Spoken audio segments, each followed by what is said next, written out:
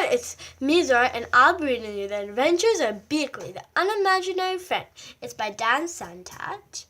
And at the back, it says, sometimes the best friends lie just beyond our imagination. There's a picture of Beekle, and he's standing in the big city for a crowd of people and there's a little dog. So I'll just read you a little bit about the book up here.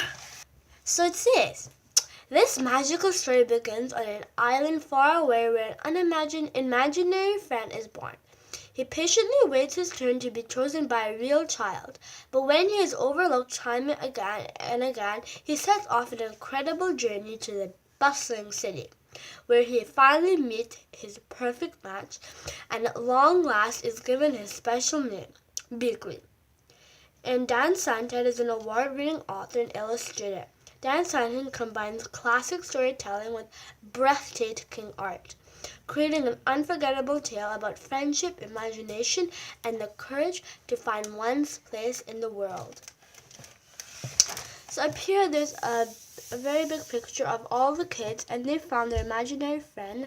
Like this found an octopus, this found a cloud with a face on it, this found, I'm not really sure what that is. I'm kind of thinking that's a chameleon.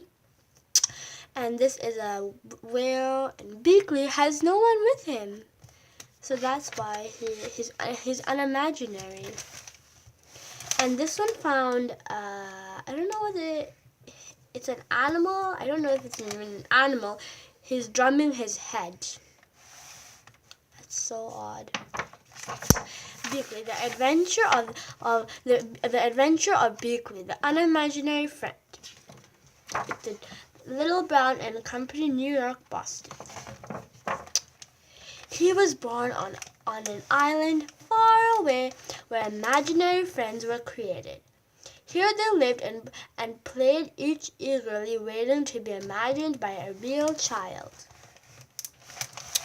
So there's Beekle, and he's sitting there right beside a beautiful rainbow with so much colors. And there's all the other ones.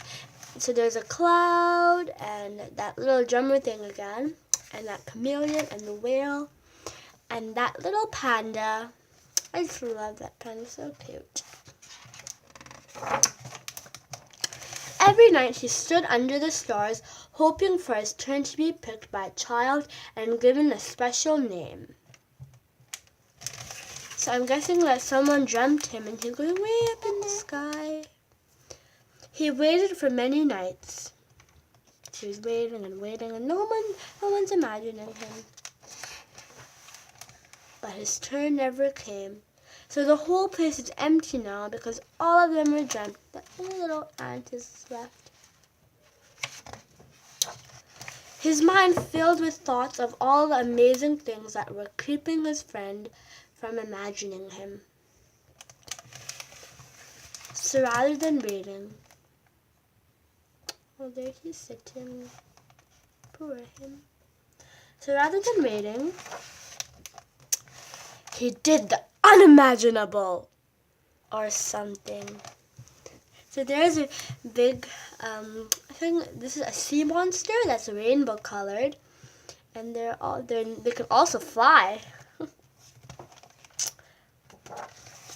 He sailed through unknown waters and faced many scary things. But thinking about his friend gave him the courage to journey on. There's a big blue whale, and there's his little cub.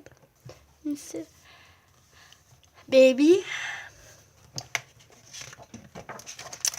Until he reached the real world. So these are all the boats and the buildings, and this is the city, actually, and the moat. The real world was a strange place. No kids were eating cake. There's a yummy chocolate cake with a little strawberry on it, and they're eating it. No one stopped to hear the music. It's downtown, and there's little tips. And everyone needed nap time. I hate nap time. Then he finally saw something familiar. So he followed. So there's a little chameleon that lived in his world. I think it's a chameleon. He had a good feeling about this place. Wow, so first he's standing there. He's going down the slide. Then he's coming up here. And then just going and going and going and going and going and going. But he looked everywhere. And he could not find his friend. So this whale is like putting on the boat.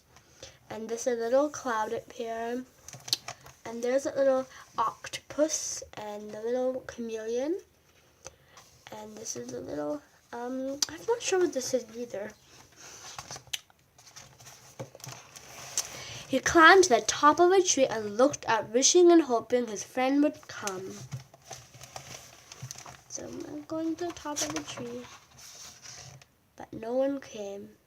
So now he's so scared to go down, and everybody went. He thought about how far he'd come and how long he'd waited and felt very sad. Then he heard a noise below. Hello! So there's a little crown that he's wearing. He taped it actually. This is a big tree, and there's a little crown. He's giving her his paper. His paper. Her face was friendly and familiar, and there was something about her that felt just right.